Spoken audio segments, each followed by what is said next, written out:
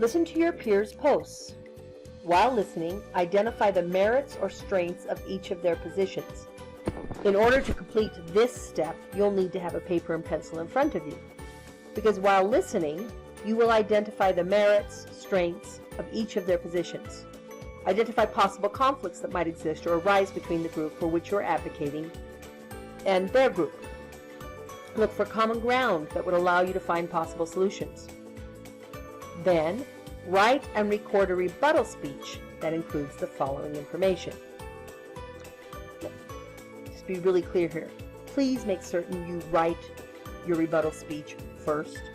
Everyone thinks they can wing it, and it's always evident when someone is winging it.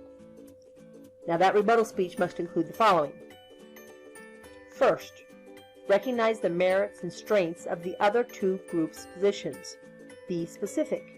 Recognize what they're saying that makes sense and is logical in light of the group they are advocating for. Secondly, provide counter-arguments for their opposing positions.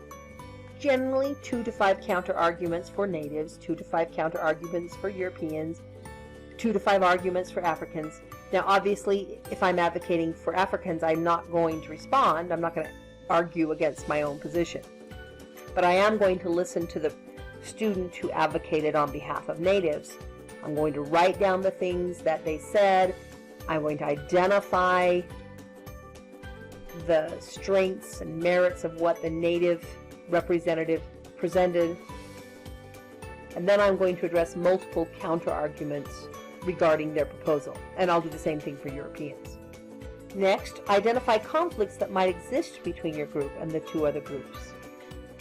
Lastly, present a solution that works for you, specifically for your group in the Americas, that also acknowledges the needs of the other groups. On completion, go to your assigned Flipgrid and record your response speech. If you prefer, you may record and upload your speech. Please note, speeches cannot exceed 5 minutes and should not be less than 4.5 minutes. Again, be sure to practice and use your words wisely to ensure your speech is fully recorded. You can, if necessary, delete and start over again. Your step 2 of the collaborative project is due on Flipgrid on or before March 27th.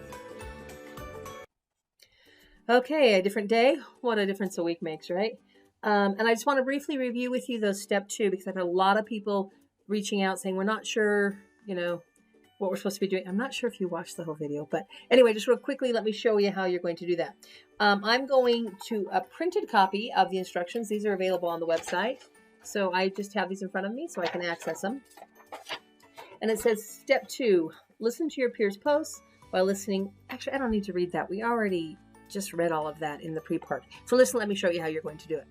To do that, you're going to go in to the Flipgrid that you have completed. And the nice thing now is that I have your first speech up here so we can look at these as examples. And you're going to listen to each of the speeches that were provided. Okay, so as I listen to Summer's speech, I've made a little note here. Looks like it's backward on your screen, but this is going to be my notes for Native Americans. So at the top, I've written merits and strengths, then counter arguments and solutions. So as I listen, I can note what those are. So let's go back to her speech.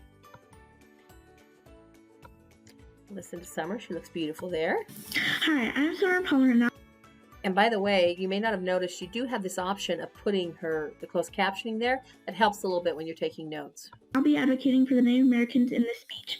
Native Americans are numerous tribes that lived in the Americas before Columbus arrived. Each tribe was distinct to have their own land. They learned how to live off the land and to work hard. The tribes each had their own religions and beliefs. Although some people saw the natives as savages, they were intelligent. She's covered a lot already, so I'm going to make a note. Lived off land, unique beliefs.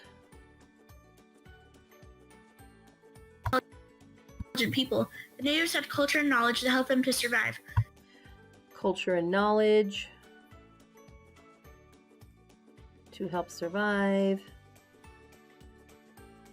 Okay, now let me just show you, because we're not going to do the entire speech. What I've done is I've been taking notes on the things she says. Now, as I've listened to her entire speech, I recognize the merits, and then when she's done, I'm going to write down my own counter arguments. Like, okay, so how do I argue back about they lived off the land? How do I argue back about unique beliefs? And the thing she's going to talk about now, we haven't done the whole thing. And I'm going to make those notes there, and then I'm going to come up with a solution. I'm doing that for Summer, but since Summer is not the only person in my group, I also have Melanie and Parker. I will do them for each of the people in our group. Now, that means you're doing 2 responses. Now, once I have that, I'm then going to give my response. I don't know if it's necessary for you to write that full speech. I would write an introduction. I'd write a conclusion. But if you've kept really good notes, you can probably do your rebuttal from your notes. If this is all filled out and completed, meaning you have all the merits and strengths and you've come up with your counter arguments and solutions, you may not need to write a speech. That's up to you. But no, I'm going to see these, as will your peers, so you want it to look professional. So that's what step 2 is. You're listening to both of the speeches that are on your Flipgrid. So Melanie here, I'd be listening to Summer and Parker. And then I'm going to write my rebuttal speech, which presents the merits. And again, I can come here to see it. It presents the merits and strengths of their arguments.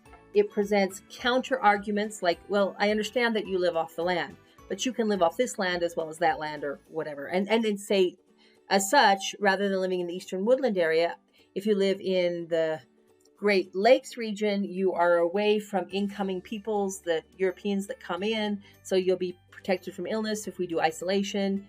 So we've learned a lot about how to protect people from disease and plague, right? And you can throw that in here as well as part of your counter argument. And then you're going to present a solution that would work for your group, but also for those 2 groups based on what you've heard. Now, that's not step 3. That's just that beginning entryway into looking at common solutions after listening to their discussion. Okay, that's step 2. It's due in a couple of days. Now, I have not yet provided you the guidelines for step 3. Step 3, we're actually going to do in a Google Doc as opposed to recording, and it'll be a Google Doc shared between the 3 of you and me. But I'll get that to you, if not by tonight, by tomorrow. And again, it's not due until next week, but that's step 3. Okay, goodbye, good luck, and stay healthy. Bye now.